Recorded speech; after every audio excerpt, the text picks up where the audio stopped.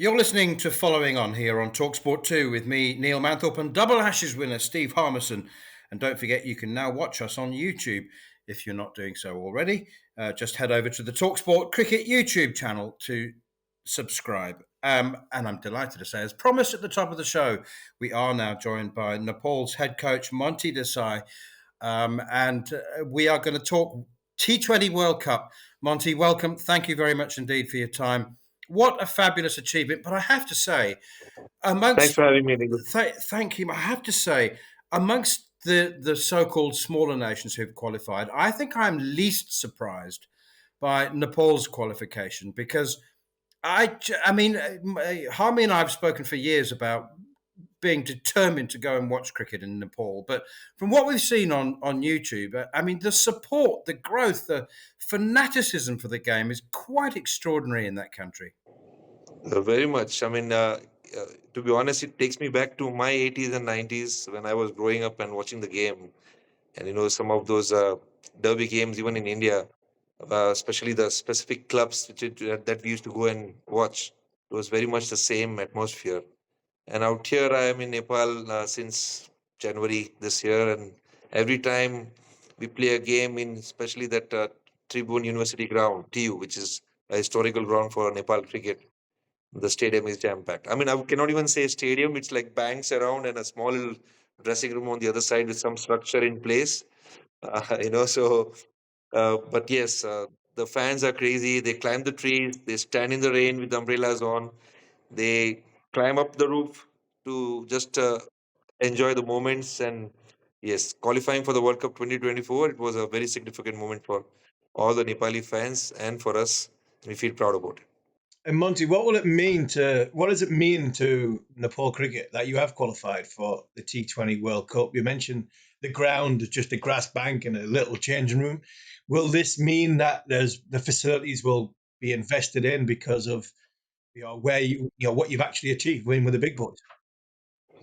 Yeah, I think it's got a lot of importance. See, last time they qualified was in 2014, and Paras Khadka, who led the side at that point, at that time, he is now the present secretary of Nepal Cricket Association, and he also understands the importance of this qualification. And what we are trying to do is review what went wrong in the last 8-10 years, because I remember I used to do a consultant job with them, and then back then when Pubudu was the head coach, and Afghanistan and Nepal were progressing neck to neck.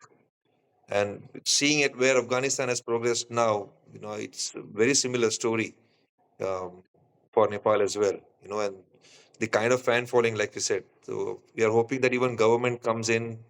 There has been a lot of talks with the sports minister, prime minister. We also did a presentation last week at what it means. And it seems that there is already a sanction given for floodlights for the same ground. And if that goes through properly, hopefully by next October, November, with floodlights on, we are already imagining that, that how exciting it will be at that point.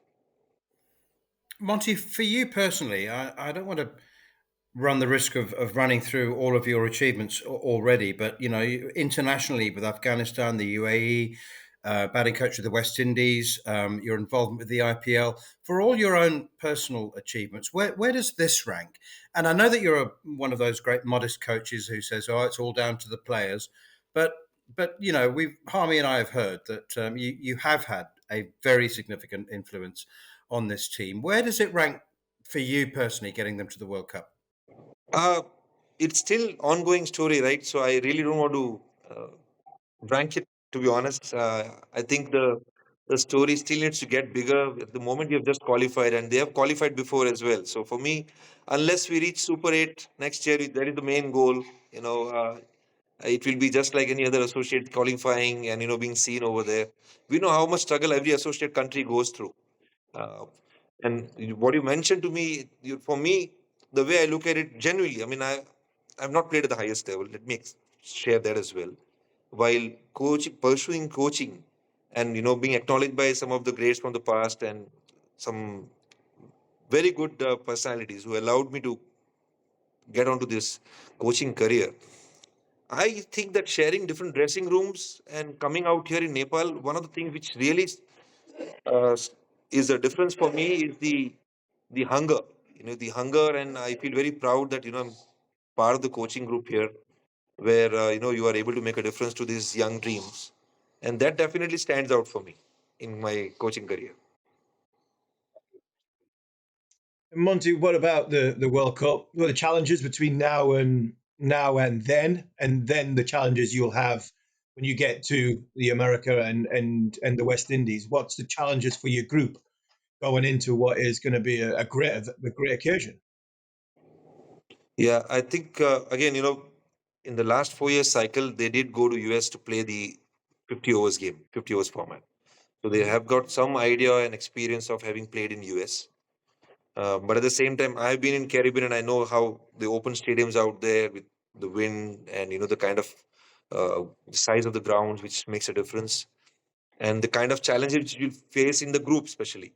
So we do want to go there early. Again, I'm chasing people who will sanction some budgets so that we can be there at least 4 6 weeks ahead. Play some fixtures against maybe if not anyone, at least USA, Canada. Both the teams have also qualified, and we are also in talks with West Indies. Who can probably send a team to us, and we can play some fixtures against them too.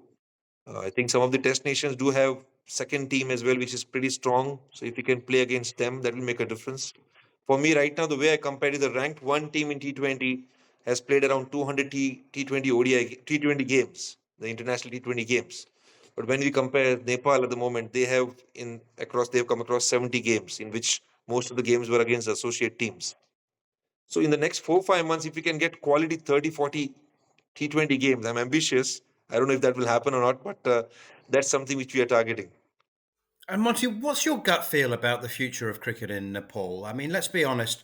The Dutch are perfectly honest. They have no aspirations to reach above their station. It's always going to be a minority sport. Don't have Test cricket ambitions, that kind of thing.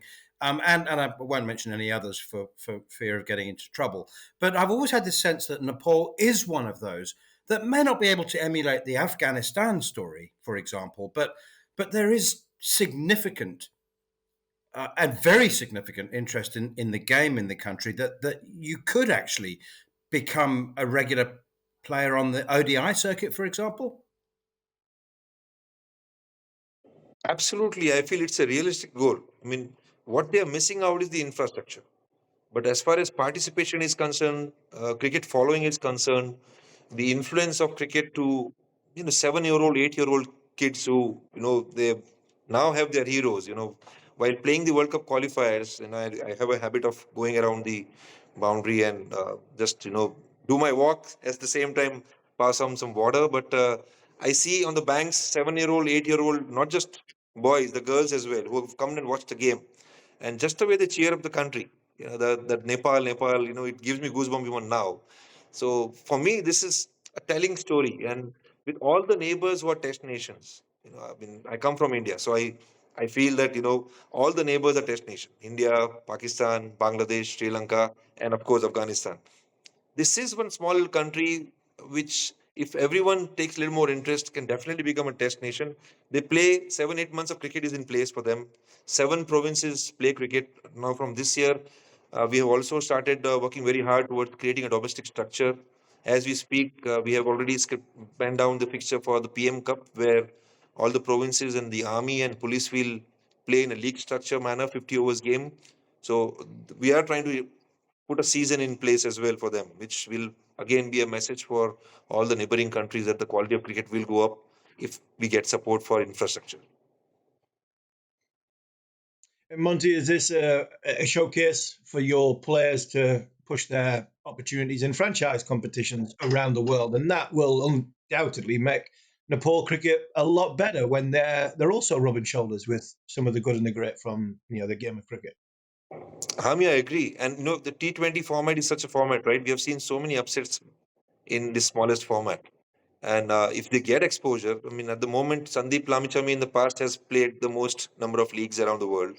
And Dipendra Airi behind him ended up playing the Global T20 in Canada last year. I mean, this year, before we went to the World Cup qualifiers. So and I know that at least there are 4 or 5 potential players who can go around. I mean, at the moment, even in Abu Dhabi T10, if you see the UAE boys get exposure with the different franchises out there. and just about sitting with more established players, picking their brain, feeling that environment. It's like a confidence booster, right? For especially for the associate cricketers who might have just seen them on the television, and then suddenly they come across and sharing show, same dressing room, playing for the same team. It's mean a lot for them. So I really hope that even some of these boys get picked in the franchises around. I mean, IPL is the other thing, but over there the challenge is a lot more established overseas cricketers will be looked into, especially because it's a biggest event which people talk about and franchises look to win. But even there, my message will be if you invest in one of the Nepali cricketers, it could be a great investment. Look at the way English Premier League goes around, right? So, the young footballer, when invested well, it can make so much of difference to that franchise in future. I feel Nepal cricketers is very much like that, an investment which will definitely give them rewards long term. Monty, I think a lot of people will be choosing Nepal as their second favourite team if they have one of the test playing nations that they support. So Super Eight, then can we hold you to that? And if you reach the Super Eights, you promise to come back on the show as soon as you possibly can after the tournament. Why not? Why not? Because that will be again a story to tell, right? So, at the moment, like I said, one of the things which we have tried to mold the attitudes of the players is walk into the unknown with excitement. And I think that is another, journey which we have not seen yet. But just imagining that, it excites me. How great that story will be if we end up qualifying for Super 8.